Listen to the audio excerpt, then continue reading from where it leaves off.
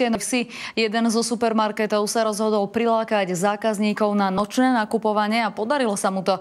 Pred jeho vchodom bol mierne povedané nákupný ošial. Zasahovať museli aj zdravotní záchranári.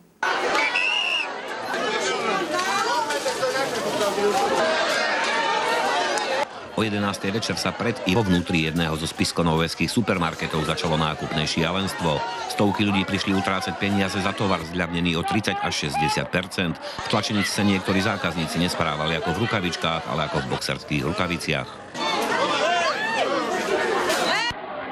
Všetko, čo malo ruky, nohy a hlavne aspoň jeden nákupný kôš sa chcelo dostať čo najskôr dnu, nechýbali ani deti.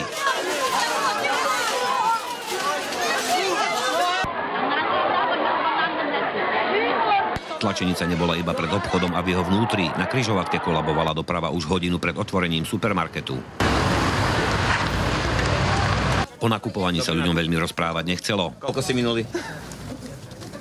Mimo kamery nám v mini prieskume priznali, že minuli v priemere od 40 do 80 eur. Dlhú noc v Spišskej Novej Vsi hodnotíme veľmi pozitívne. Konkrétne údaje k tržbám nezverejňujeme a považujeme ich za prísne dôverné.